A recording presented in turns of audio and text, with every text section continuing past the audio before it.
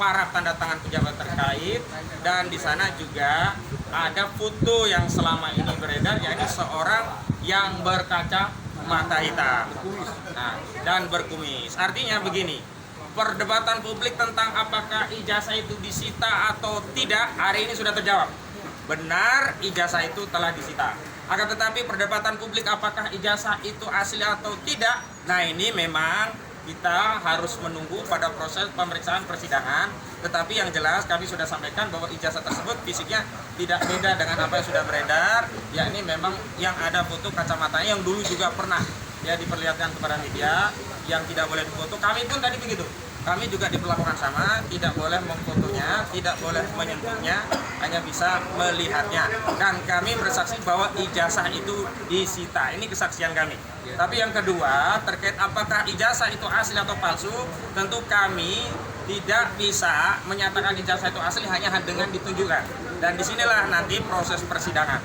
Akan tetapi tadi juga dalam proses gelar perkara, penyidik tidak bisa membantah berbagai keluhan terhadap proses dan prosedur tahapan penyidikan, di mana di sana ada hal-hal yang dilanggar. Misalnya ada satu tersangka sudah ditetapkan tersangka, belum pernah diperiksa sebagai calon tersangka, dan itu melanggar keputusan Mahkamah Konstitusi, dan itu tidak dibantah. Pertama, tidak dibantah oleh pelapor. Kedua, tidak dibantah oleh penyidik selaku pemeriksa dalam proses penyidikan dan BAP.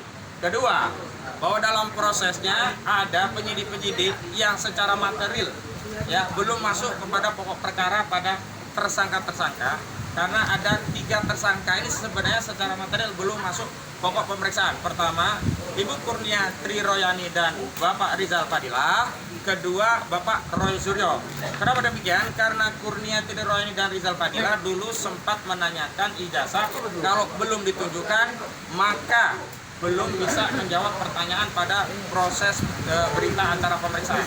Kami tidak tahu apakah setelah ditunjukkan ini baru akan ada pemeriksaan lanjutan, karena agenda pemeriksaan saksi kan belum ada, tersangka juga belum ada. Yang ada yang kami ajukan adalah pemeriksaan ahli yang meringankan, juga saksi yang meringankan.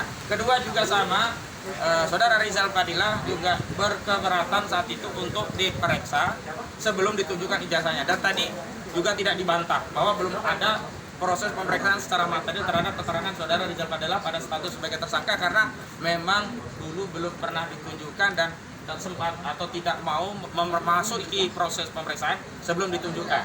Nah, yang ketiga, Roy Suryo itu lebih kompleks lagi karena ada peristiwa pidana yang dilaporkan, sementara pertanyaan-pertanyaan BAP tidak relevan, sehingga banyak pertanyaan dari BAP belum dijawab. Artinya apa?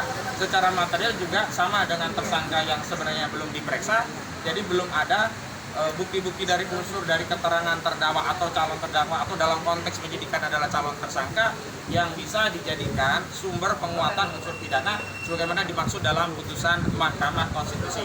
Selanjutnya tadi penyidik menjanjikan kepada kami dalam waktu dekat akan mengeluarkan surat pemanggilan pada ahli yang meringankan, dan kami sudah sounding ada 4 ahli. Ada ahli bahasa, linguistik forensik, ada 2 ahli pidana, ada 1 ahli ITE, dan juga ada 2 saksi yang meringankan. Dan yang paling penting adalah tadi ada pernyataan dari Bung Rustam Effendi yang menyatakan memang produk itu bermasalah, bahkan dia menyatakan ada orang yang membuatnya, karena nggak mungkin ada produk yang bermasalah yang tidak memproduksinya. Dan ini semuanya memang akan jadi terang benderang nanti saat di pengadilan. Sekali lagi, ini juga membantah dakwaan atau tuduhan kuasa hukum Saudara Joko Widodo kalau